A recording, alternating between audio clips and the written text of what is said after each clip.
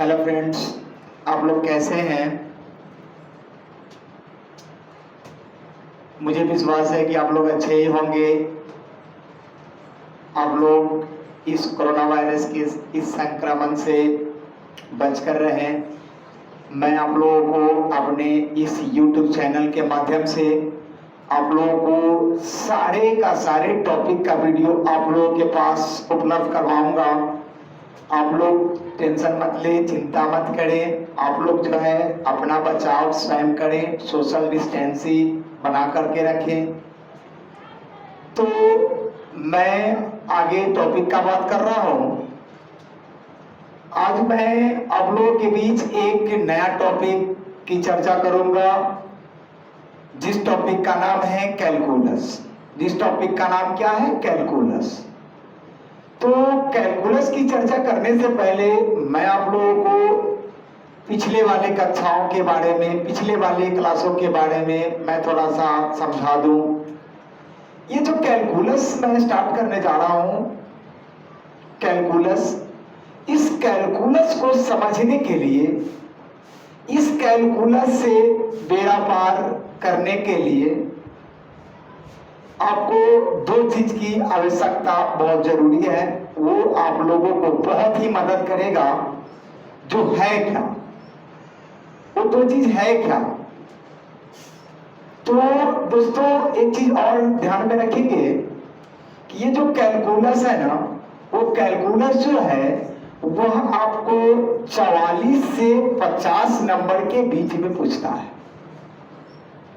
कितना नंबर के बीच में पूछता है? तो 44 से 50 नंबर के बीच में पूछता है। और ये पूछा ही जाता है, इससे ज्यादा भी कर देता है, एवं भी कर देता है। इसलिए इसको कहा गया है 50% जो है ना बुक, 50% जो किताब है यानी आधा, वो इस कैलकुलस टॉपिक का ही है।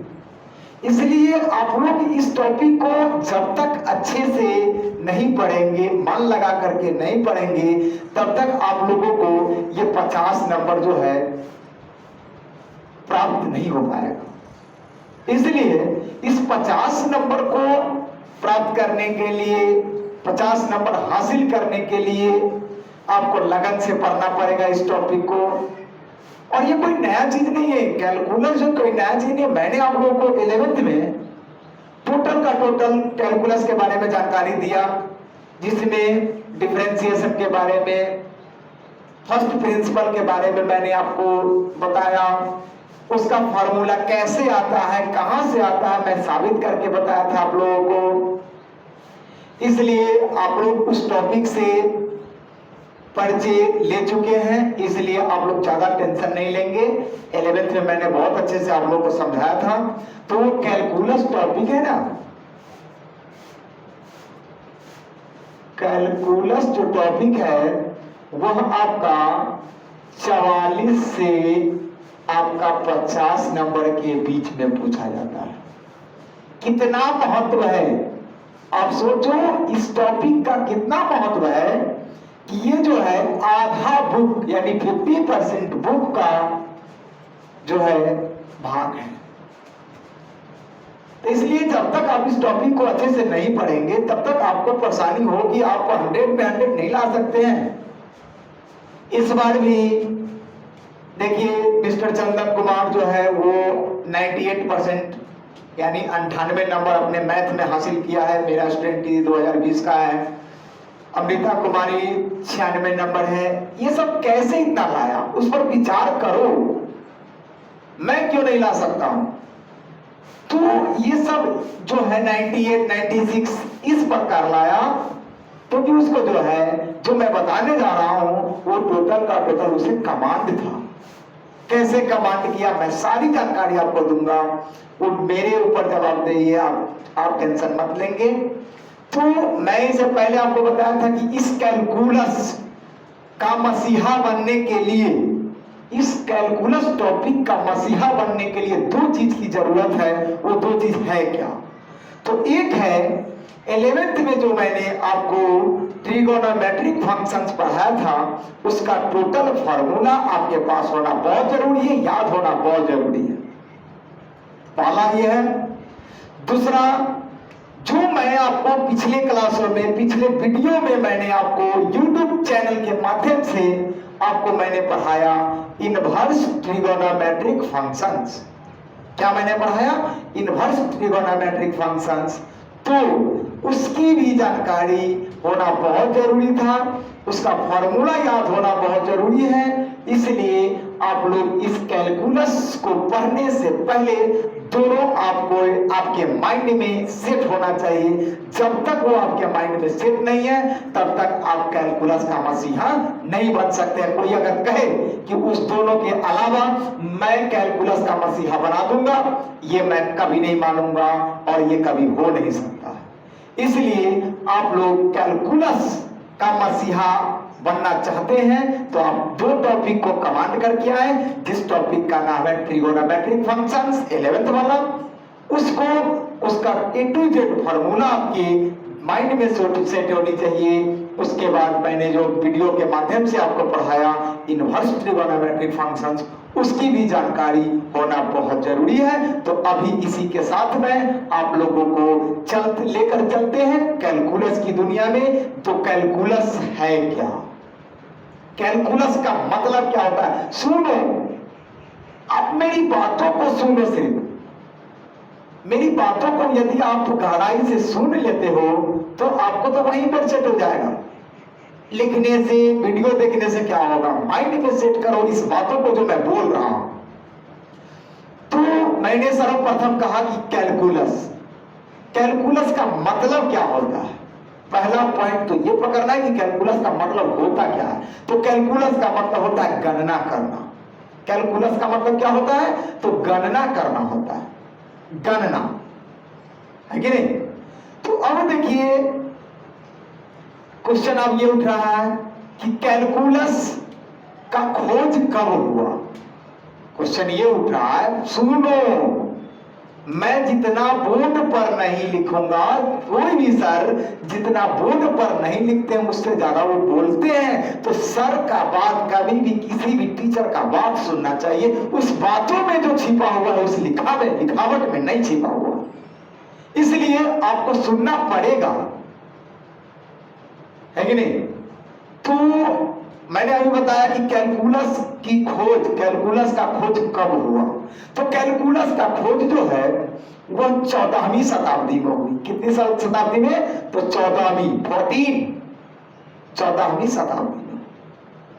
अब ये क्वेश्चन उठ रहा है कि कैलकुलस का उपयोग अपने इस भारत में कब हुआ। कैलकुलस का उपयोग इस भारत में कब उपयोग हुआ? तो कैलकुलस का उपयोग इस इंडिया में, भारत में 17वीं शताब्दी में हुआ।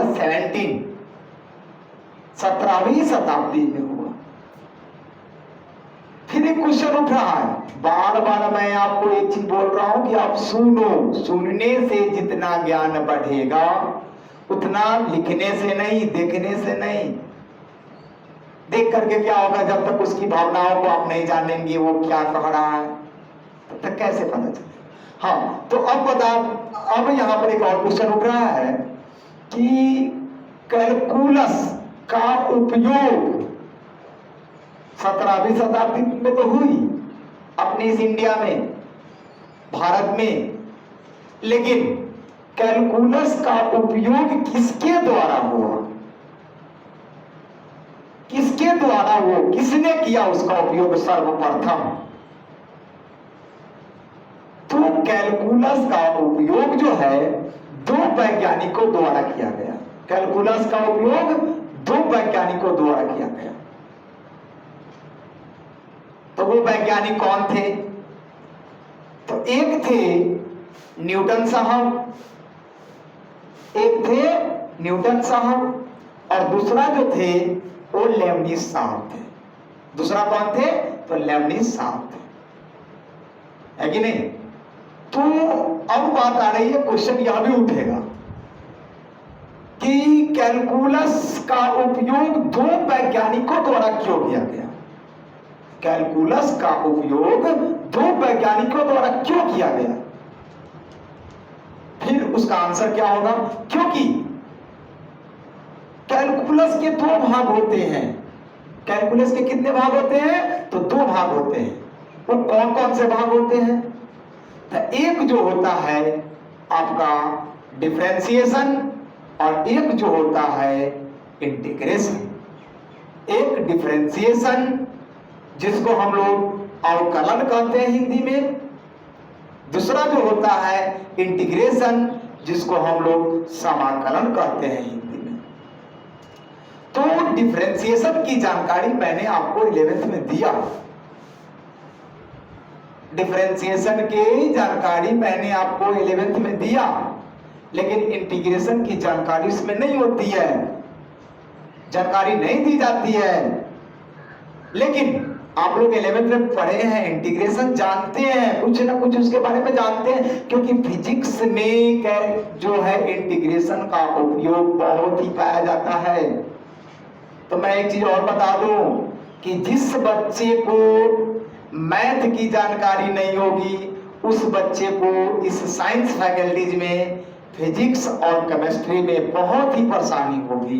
इसलिए मैथ यदि आप अच्छे से पढ़ते हैं तो आपका जो है ये दोनों सब्जेक्ट फिजिक्स केमिस्ट्री ये आपका सही जाएगा, क्योंकि उसमें 50% जो है कैलकुलेशन में मैथ का ही यूज किया जाता है, जो कि आपका डिफरेंशिएशन इंटीग्रेशन ज्यादा मिलेगा। कोई भी न्यूमेरिकल बनाओगे उसमें डिफरेंशिएशन डेरिवेटिव का बात आएगा ही, इंटीग्रल का बात आएगा ही। इसलिए आप लोग अच्छे से पढ़ें, मैं बहुत अच्छे से पढ़ाऊंगा आप लोगों को। तो सबसे पहले बहुत सारा मैंने डिटेल्स आपको जानकारी दिया, कोई दिक्कत नहीं है। मैंने 11th में भी आपको इसके बारे में बहुत समझाया था, कैसे क्या होता है नहीं होता है। डिफरेंशिएशन का फार्मूला भी मैंने साबित करके आया था। अब मैं उसी पर चर्चा कर रहा हूँ एक बार फिर से। मैं आप एक टॉपिक लिखने जा रहा हूँ स्टार मार करके, व्हाट इज कैलकुलस। क्वेश्चन आ गया, व्हाट इज कैलकुलस। कैलकुलस क्या है? कैलकुलस क्या है? कैलकुलस किसे कहते हैं? कैलकुलस किसे कहते हैं? तो उसका डिफिनेशन लिखेंगे आप लोग। कैलकुलस इज ए, आंसर में लिखेंगे calculus is a branch of mathematics. Calculus is a branch of mathematics. उसके बाद लिखिएगा in which we study, in which we study, in which we study about the change,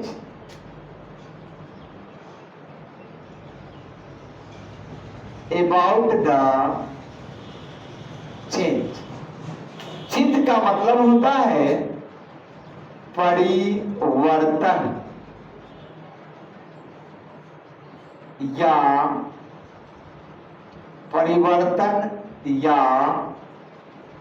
बदलाव,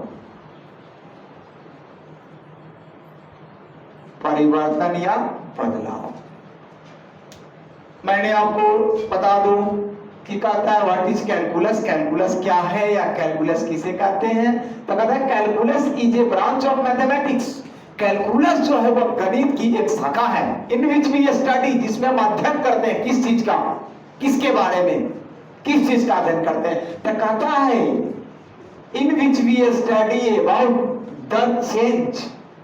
हम किस चीज का अध्ययन करते हैं? तो परिवर्तन का अध्ययन करते हैं, परिवर्तन के बारे में पढ़ते हैं, बदलाव के बारे में पढ़ते हैं। बदलाव, तो बदलाव किस किस चीज में आता है सभी चीज मैं बताऊंगा एग्जांपल के साथ। तो पहले एक नोट करके लिखिए,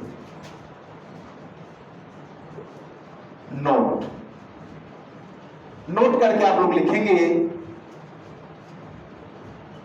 change is everywhere around us. Change is everywhere around us, around us, around us,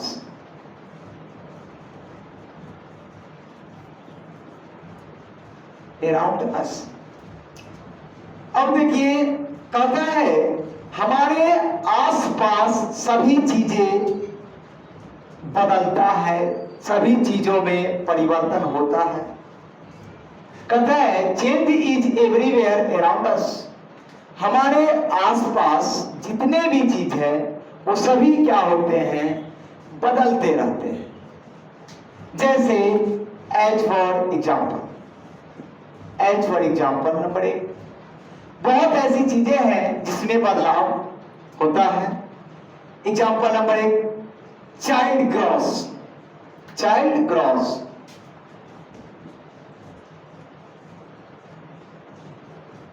child gross, इसका मतलब क्या होता है, इसका मतलब क्या होता है, तो देख लीजिए चाइल्ड माने होता है बच्चे, चाइल्ड माने क्या होता है, बच्चे, ग्रॉस माने होता है पढ़ना, यानी बच्चे पढ़ते हैं,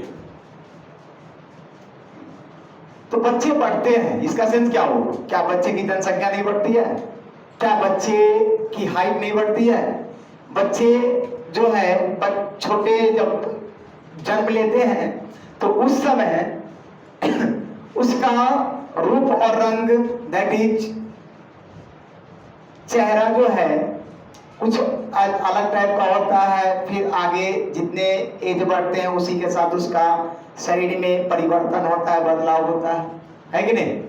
नंबर 2 में आवर बैंक बैलेंस, 2 में आवर बैंक बैलेंस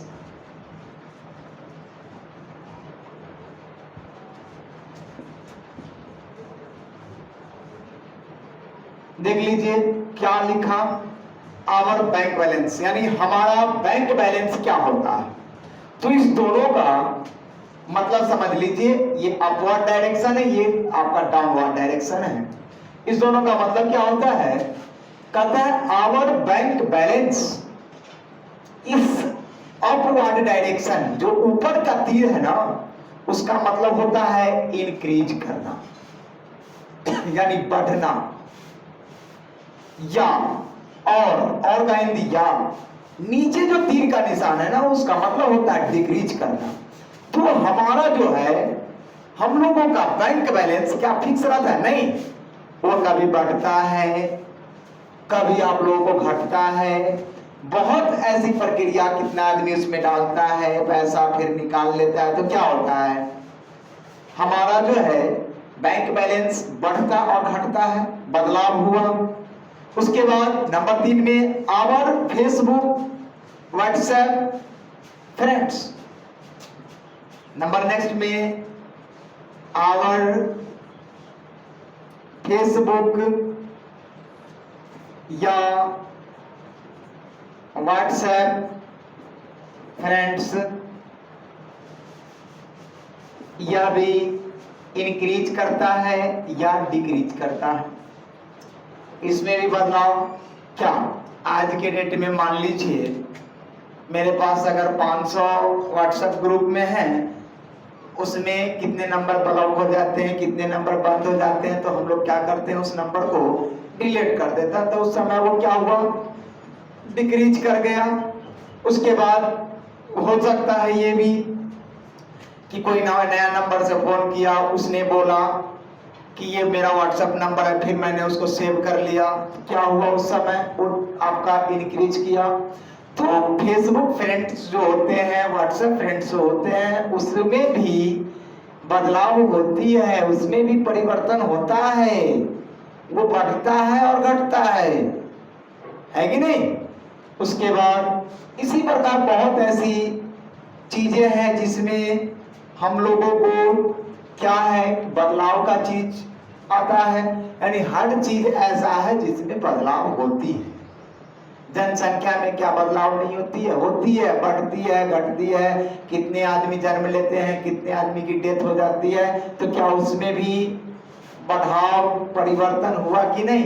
यानी अनेकों चीज, ऐसा कोई चीज नहीं है जिसमें बदलाव नहीं होता है, बदलाव होता है कि नहीं।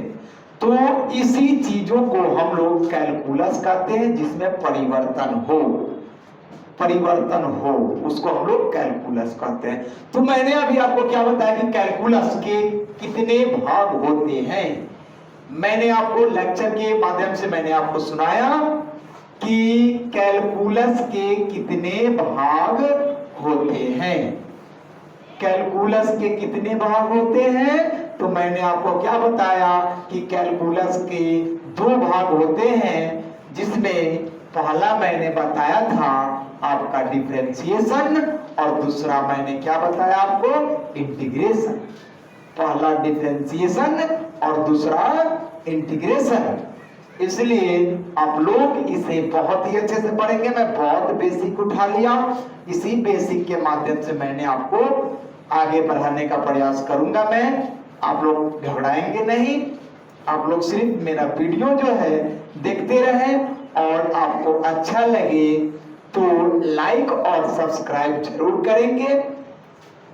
लाइक सब्सक्राइब करने से आपके मोबाइल में कोई परेशानी नहीं होगी, आप लोग भी जानते हैं। तो मैंने अभी आपको क्या कहा कि कैलकुलस के कितने भाग होते हैं।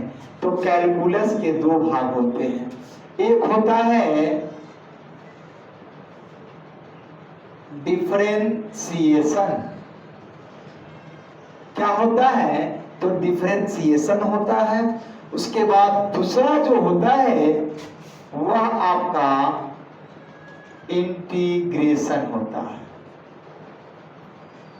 पहला क्या होता है, तो डिफरेंशिएशन होता है, और दूसरा क्या होता है, तो आपका इंटीग्रेशन होता है। डिफरेंशिएशन का सिंबल, डिफरेंशिएशन की पहचान कैसे होती है, डिफरेंशिएशन का सिंबल क्या होता है, डिफरेंशिएशन की पहचान कैसे होती है। तो इस डिफरेंशिएशन का सिंबल जो होता है वह d/dx होता है, और इस इंटीग्रेशन का पहचान जो होता है वो ऐसे होता है, जिसमें d/dx लगा हो उसको हम लोग डिफरेंशिएशन कहते हैं। उसके बाद ऐसा चिन्ह हो, उसे हम देख करके पहचान लेंगे कि वो इंटीग्रेशन है। ये पहचानने के लिए मैंने बता दिया वो कैसे होता है, कहां से आता है, सारा प्रक्रिया मैं बताऊंगा। मैं इसे बहुत ही डिटेल से पढ़ाऊंगा, आप टेंशन मत लो। चलो अब देखिए, डिफरेंशिएशन का हिंदी मैंने क्या बताया, इस डिफरेंशिएशन का हिंदी मैंने क्या बताया, तो अवकलन होता है। डिफरेंशिएशन का हिंदी क्या होता है, अवकलन। इंटीग्रेशन का हिंदी होता है समाकलन, और कैलकुलस का मतलब क्या होता है मैंने बता ही दिया, गणना करना। ठीक है, तो अब देखिए हम अवकलन और समाकलन दो चीज की जानकारी लेंगे। मैंने ये भी बताया था कि किस वैज्ञानिक के द्वारा दिया गया था, तो ये वैज्ञानिक का नाम था, साइंटिस्ट का नाम था न्यूटन साहब। न्यूटन साहब वैज्ञानिक का नाम है। उसके बाद ये इंटीग्रेशन किसके द्वारा दिया गया था, तो ये लेबनिज साहब के द्वारा दिया गया था, ये भी वैज्ञानिक का ही नाम है। डिफरेंशिएशन किनके द्वारा दिया गया था, तो न्यूटन साहब के द्वारा दिया गया था। और जो है ये इंटीग्रेशन किसके द्वारा किया था, तो लेबनिज साहब के द्वारा दिया गया था। तो अब सबसे पहला फंडा, हम दोनों में से कौन सा पहले उठाएं। दो टॉपिक हो गया, यहाँ कैलकुलस दो भागों में बंट गया, एक हो गया डिफरेंशिएशन, एक इंटीग्रेशन। तो पहले किस चीज की जानकारी होना चाहिए, किस चीज की जरूरत पहले होती है। तो मैंने आपको एक चीज बताया था कि जब तक आपको डिफरेंशिएशन की जानकारी नहीं होगी तब तक इंटीग्रेशन की जानकारी नहीं होगी। क्यों? क्योंकि 11th में जब मैंने आपको पढ़ाया था, पहले उस टॉपिक में आप लोग बुक भी देखे थे, बुक से क्वेश्चन भी आपने सॉल्व किया था, क्या उसमें इंटीग्रेशन था? नहीं था। तो उसमें क्या था, तो डिफरेंशिएशन था। तो डिफरेंशिएशन के बारे में आप जानते हैं, कभी भी कोई भी एजुकेशन की बात आए तो जब तक जानकारी पीछे वाले की आपको नहीं है तब तक आगे आप नहीं बढ़ सकते। इसलिए पीछे जो दिया गया था 11th में वो कौन सा टॉपिक था, तो डिफरेंशिएशन। तो हम लोग इस इंटीग्रेशन टॉपिक से पहले हमको क्या पढ़ना पड़ेगा, डिफरेंशिएशन। तो पहले मैं पढ़ूंगा डिफरेंशिएशन। देखिए डिफरेंशिएशन के बारे में हम चर्चा करते हैं कि डिफरेंशिएशन में क्या होता है। मैं इसको 11th में सारे का सारे डिफिनेशन वगैरह दे दिया था। इसके साथ मैं आपको बात कर रहा हूं इसके महत्वपूर्ण चीजों पर जो क्या है सो देखिए। तो मैं अभी स्टार्ट कर रहा हूं टॉपिक, जिस टॉपिक का नाम है डिफरेंशिएशन।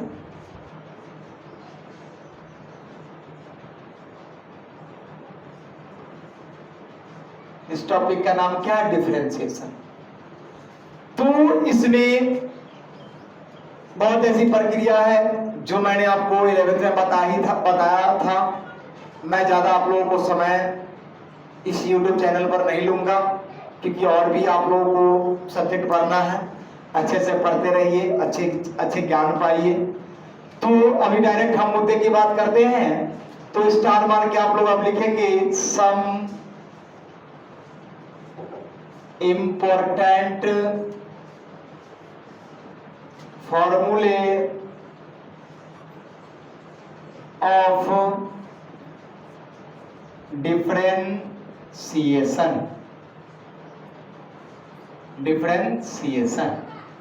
सम इम्पोर्टेंट फॉर्मूले ऑफ डिफरेंशिएशन। डिफरेंशिएशन के कुछ महत्वपूर्ण सूत्र होते हैं जिस सूत्र की जानकारी मैं आपको इस YouTube चैनल के माध्यम से दूंगा, जो आप लोग कन्फर्म कमांड ही कर लेंगे, उसे कन्फर्म कमांड ही कर लेंगे। जब तक ये याद नहीं है तब तक आप लोगों को कैलकुलस नहीं समझ में आएगा। इसलिए कहा गया है कहावत में भी, यदि आपको मान लेते हैं कि आर्मी की बहाली में मैं आपको सिलेक्शन कर दिया, सारा प्रक्रिया मैंने कर दिया, कोई भी जवान में कोई भी फोर्स लाइन में मैंने आपको बहाली कर दिया, बहाली करने के बाद पूरा प्रोसेस आपका हो गया, मैंने आपको बॉर्डर पर भेजा लेकिन हथियार ही नहीं दिया आपको। क्या किया मैंने कि बॉर्डर पर भेजा और मैं आपको हथियार नहीं दिया, बंदूक नहीं दिया, तो क्या उस समय आप क्या करोगे? उस समय तो आपका मरना डन है, आप कहीं का नहीं रहोगे, है कि नहीं? इसलिए कभी भी कोई भी चीज ठानने से पहले उस चीज का हथियार ले लीजिए आप, जिससे आप वार कर सकते हैं अपने दुश्मन पर। तो यही मैं सम इंपॉर्टेंट फार्मूला जो मैं आपको लिखा हूं टॉपिक, वो आपके लिए हथियार है। उस हथियार को आप कमांड कर लीजिए और देखिए आपसे कैलकुलस कितना दूर भागता है। मैं चैलेंज करता हूं, वादा करता हूं आपसे कि आपसे कैलकुलस भागेगा। कैसे भागेगा? सिर्फ आप इसको जो है याद कर लीजिए, माइंड में सेट कर लीजिए। वो मेरी जिम्मेवारी है कि आपसे वो कैसे भागेगा। मैं आपको इस कैलकुलस का मसीहा बनाऊंगा, सिर्फ आप याद कर लो। ज्यादा नहीं है मेरे भाई, बहुत कम है। जब तक ये भी माइंड में टारगेट लेकर चलना है आप लोगों को, ये चीज हमेशा याद रहना चाहिए कि जिस बच्चे को ये डिफरेंशिएशन की जानकारी नहीं है, उस बच्चे को इंटीग्रेशन की जानकारी नहीं हो सकती है, कभी भी नहीं हो सकती है। इसलिए आप डिफरेंशिएशन बहुत ही अच्छे से पढ़ें और उसके बाद इंटीग्रेशन आपसे भागेगा, गारंटी, डन प्रोसेस है। तो एक नंबर में लिखेंगे आप लोग d/dx। मैंने अभी कुछ देर पहले बताया कि कैलकुलस के दो पार्ट होते हैं, दोनों को पहचानने का तरीका। तो डिफरेंशिएशन में d/dx लगा रहता है और इंटीग्रेशन में जो है सिंबल जो मैंने आपको बताया वही आपका बंसी की टाइप का सिंबल, वही सिंबल इंटीग्रेशन का है। और डिफरेंशिएशन का d/dx जिसमें रहे, समझ जाएंगे कि आप वो डिफरेंशिएशन है, टेंशन नहीं लेने का। d/dx इंटू x के पावर अगर रहे n, डी बट्टा डी एक्स इंटू एक्स के पावर n रहे तो वो होता है, देखो समझो फॉर्मूला समझा जाता है, याद नहीं किया जाता है। कोई अगर कहे कि याद करने से याद हो जाए, ये असंभव है। कितना याद करोगे, आपके माइंड में तो याद होगा, आप भूलते जाओगे। इसलिए समझो, देखो कैसे डी बट्टा डी एक्स इंटू एक्स के पावर n, डी बट्टा डी एक्स इंटू एक्स के पावर n, यानी क्या होता है, x को x के सापेक्ष डिफरेंशिएशन करना है, x को x के सापेक्ष डिफरेंशिएशन करना है कि नहीं। मैं ये भी आपको बताऊंगा अगले वीडियो में कि डिफरेंशिएशन का यूज किस चीज में होता है और इंटीग्रेशन का चीज किस चीज में होता है कि नहीं। सारी चीजें मैं बताऊंगा। तो 2 मिनट के लिए मैं उसे भी आपको अपने जो है इस YouTube चैनल के माध्यम से मैं आपको बता ही देता हूं। तो डिफरेंशिएशन का यूज जो होता है वह डिस्टेंस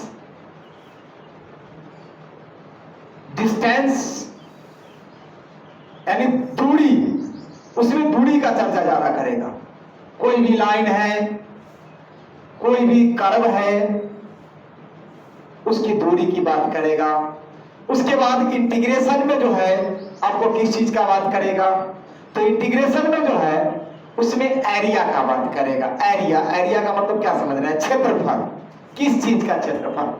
तो उसमें त्रिभुज का क्षेत्रफल हो सकता है, वृत्त का क्षेत्रफल हो सकता है, आयत का क्षेत्रफल हो सकता है, वर्ग का क्षेत्रफल हो सकता है, समलंब चतुर्भुज का क्षेत्रफल हो सकता है, समबाहु त्रिभुज का क्षेत्रफल। तो समझ रहे ना, यानी उसमें जो है एरिया का बात करेगा और इसमें लाइन का बात करेगा, लेंथ का बात करेगा, डिस्टेंस का बात करेगा डिफरेंशिएशन। तो डी बट्टा डी एक्स इंटू एक्स के पावर n है, तो इसका मतलब क्या होता है, देखो इसका मान क्या होता है, तो पावर पहले लिख देना है। जो यहां पावर है ना, पावर के जगह पर क्या होगा मैं अभी बता रहा हूं। पावर पहले लिख देना है, उसके बाद जो यहां रहेगा वही यहां लिख देना है, और उसके बाद फिर पावरे में पावर लिखना है और उसमें से एक घटा लेना है।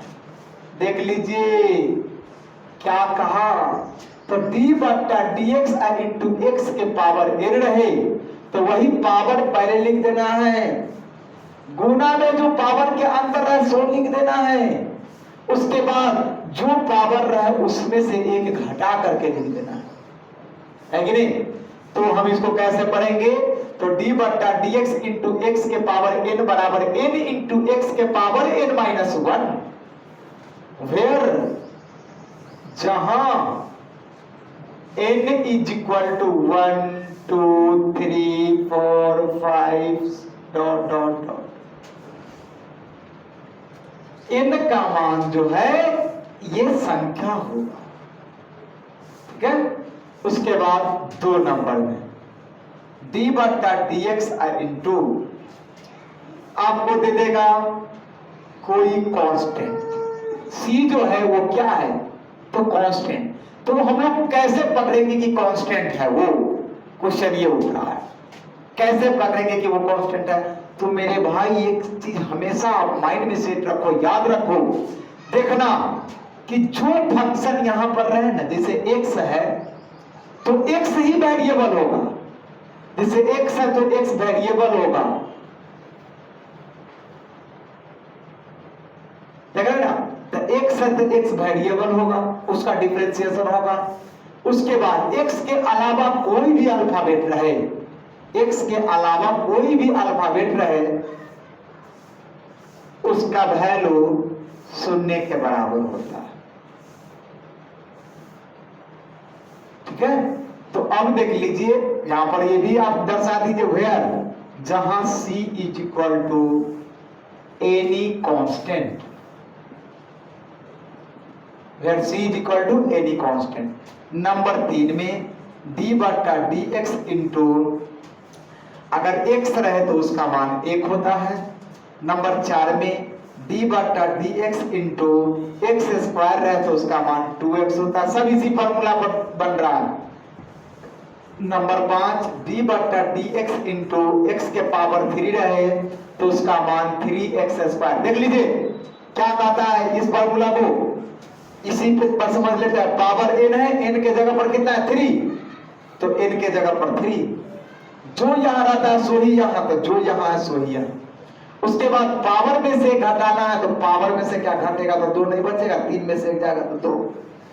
उसी प्रकार 6 नंबर डी बट्टा डी एक्स इंटू डी बट्टा डी एक्स इंटू 1/x रहे तो क्या हो जाएगा, तो -1/x स्क्वायर हो जाएगा।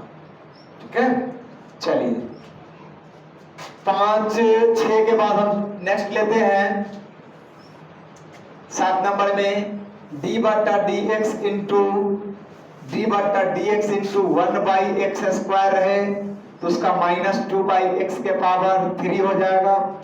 8 नंबर में डी बट्टा डी एक्स इंटू 1/x के पावर 3 रहे उसका मान -3/x के पावर 4 हो जाएगा।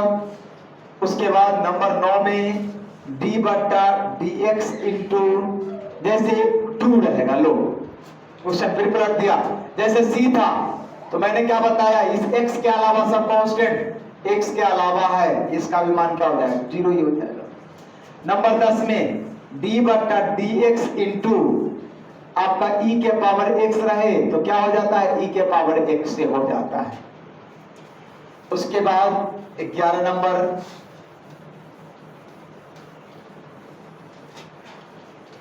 10 के बाद 11 नंबर की चर्चा कर रहे हैं हम।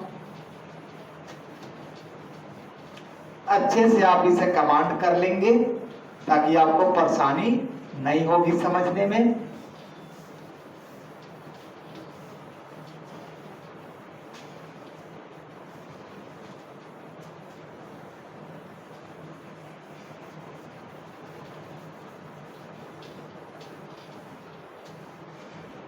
ग्यारह नंबर डी बट्टा डी एक्स इंटू डी बट्टा d x into root x रहे तो उसका 1/2 रूट एक्स होता है। नंबर 12 में डी बट्टा डी एक्स इंटू 1/रूट एक्स रहे तो उसका मान क्या होगा,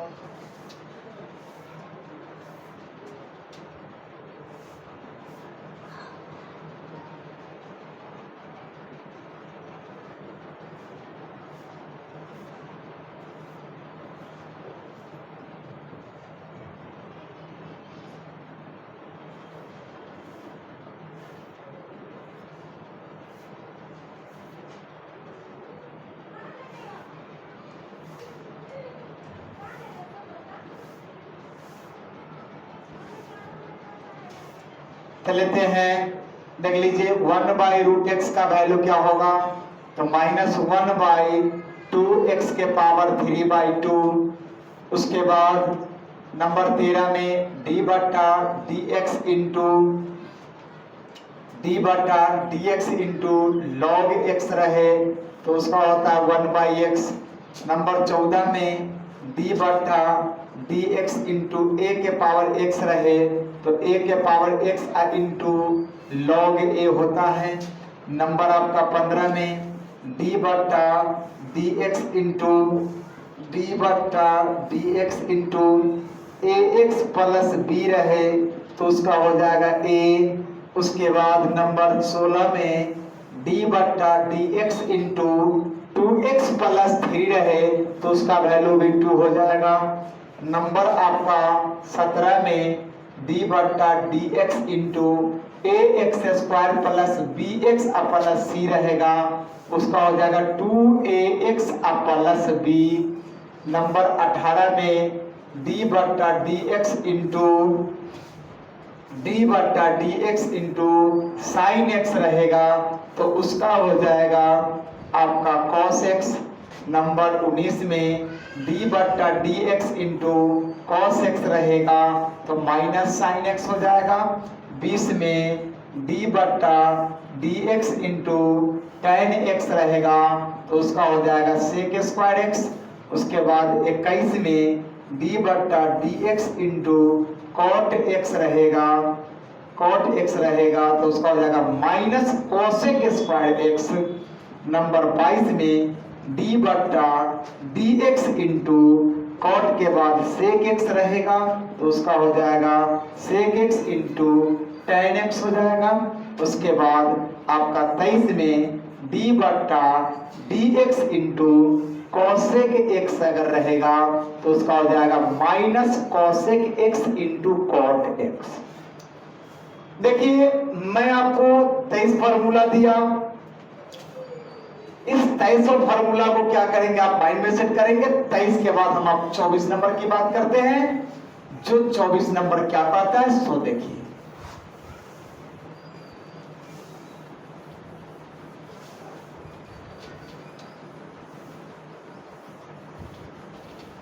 तो इसके बाद 24 नंबर क्या कहता है सो देखिए आप।